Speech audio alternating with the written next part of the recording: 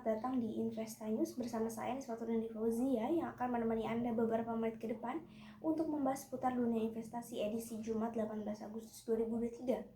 Prediksi indeks harga saham gabungan hari ini Jumat 18 Agustus 2023 rawan terkoreksi. Meski demikian, analis melihat sejumlah saham memiliki prospek bagus untuk dibeli hari ini.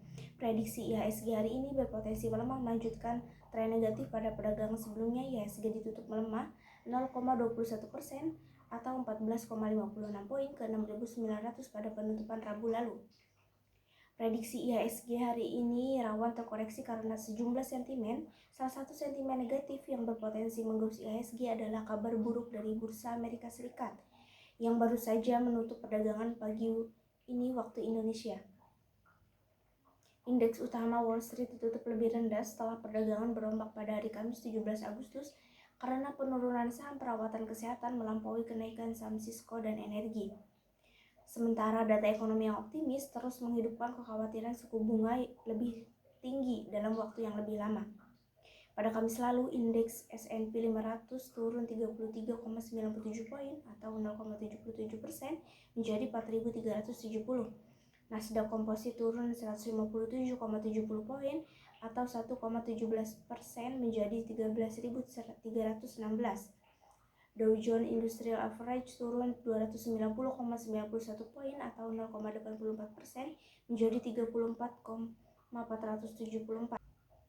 S&P 500 turun 2,7% selama 3 hari terakhir, penurunan 3 hari terdalam sejak pertengahan Maret. Penurunan 3,4% Nasdaq selama 3 hari menandai penurunan 3 hari terdalam sejak Februari. Sangat membebani S&P 500. CFP Health anjlok 8% di tengah berita bahwa Blue Shield of California berencana untuk menghentikan ketergantungannya pada perusahaan sebagai farmasi benefit manager dan bekerja dengan pihak lain termasuk Amazon.com.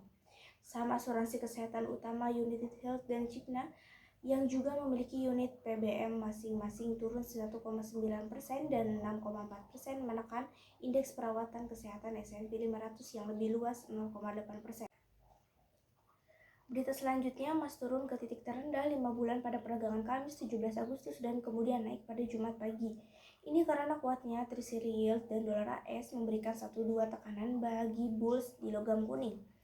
Dengan harga emas spot yang sudah berada di wilayah $1.800, tidak pasti berapa lagi lama emas berjangka dapat bertahan di kisaran $1.900. Treasury yield untuk tenor 10 tahun di AS mendekati level tertinggi di siklus 4,30%, sementara emas terus memberikan yield 0%. Menurut ekonom Adam Button, itu adalah perbedaan yang sangat besar bagi investor dan manajer treasury dengan jangka waktu investasi yang panjang. Saya memperkirakan akan ada aksi beli yang lebih kuat di range 1.820 sampai 1.830 dolar, tetapi tidak sebelumnya. Jika ada, kita bisa jadi akan mendekati breakdown yang buruk. Emas berjangka yang paling aktif Desember kontrak di Corex New York berakhir turun 0,4% di 1.920 dolar per US pada hari Kamis. Emas spot yang melacak transaksi fisik emas secara real time dan lebih banyak diikuti daripada kontrak future oleh beberapa traders. Emas juga turun tipis 0,02% ke 1.891 dolar per US di akhir sesi Kamis.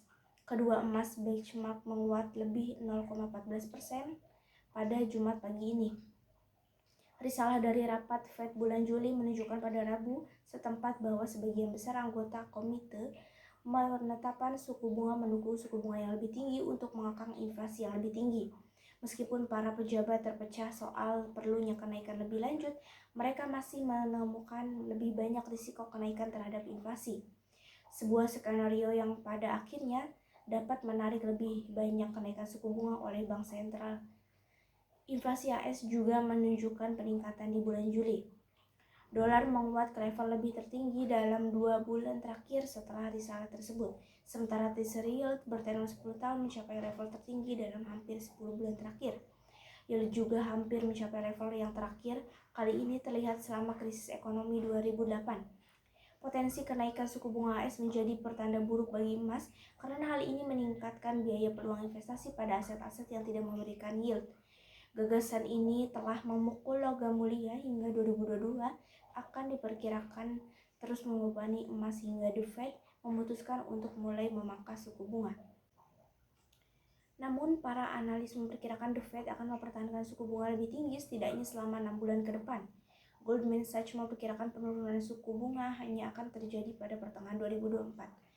Berita selanjutnya, harga minyak dunia naik pada Kamis lalu dipicu pelemahan nilai tukar dolar Amerika Serikat. Seperti dilansir Reuters, harga minyak WTI untuk pengiriman September 2023 naik 1,01 US dollar atau sekitar 1,3% menjadi 80,93 US dollar per barel di New York Mercantile Exchange.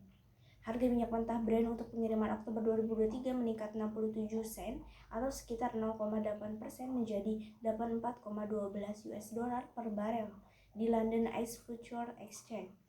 Nilai tukar dolar AS melemah dengan indeks dolar AS turun di level tertinggi dalam 2 bulan terakhir. Setelah nota pertemuan Federal Reserve menunjukkan kemungkinan berlanjut peningkatan suku bunga dan data terbaru memperlihatkan solidnya ekonomi negeri Paman Sam. Peningkatan suku bunga membuat biaya pinjaman naik yang menyebabkan pertumbuhan ekonomi melambat dan permintaan minyak mentah berkurang. Berita selanjutnya, rupiah ditutup menguat 0,39% terhadap dolar Amerika Serikat ke level 15.282 pada Rabu lalu. Namun rupiah berpotensi melemah kembali bergantung hasil notulensi The Federal Open Market Committee. Kepala Ekonom Bank Permata Joshua Pardede mengatakan penguatan rupiah seiring dengan pembacaan asumsi makroekonomi dan postur RAPBN 2024 pada siang kemarin. Dalam APBN tersebut, defisit APBN ditargetkan 522,8 triliun rupiah atau setara dengan 2,29% dari PDB, sedikit lebih tinggi dari outlook APBN 2003 sebesar 2,28%. Defisit yang rendah ini kemudian mendorong sentimen positif, menguatnya pasar obligasi domestik sehingga mendorong penguatan rupiah.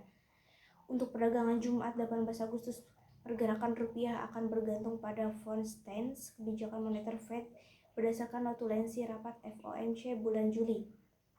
Menurutnya, rupiah berpotensi melemah, utamanya akibat potensi arah dari pejabat Fed yang berkomitmen untuk mendorong inflasi yang lebih rendah. Pengamat komoditas dan mata uang Lukman Leong sepakat ia menyebabkan pasar berekspektasi hasil FOMC bahwa Fed memasang sikap dovish. Menurutnya, hal tersebut juga mendorong penguatan rupiah lantaran investor melakukan aksi profit taking pada dolar AS dalam mengantisipasi risalah pertemuan FOMC yang berpotensi dovish. Hal ini setelah data tenaga kerja NFP dan inflasi AS yang lebih lemah dari perkiraan. Sehingga jika sesuai dengan harapan pasar maka rupiah akan menguat kembali. Karenanya, Lukman memperkirakan rupiah bergerak pada rentang 15.200 hingga 15.300 rupiah per dolar AS. Sementara Joshua memproyeksikan rupiah bergerak di kisaran 15.250 hingga 15.375 per dolar AS. Berita tersebut menjadi berita penutup pada pagi hari ini. Saya Niswatulin Devozia pamit undur diri. Sampai jumpa.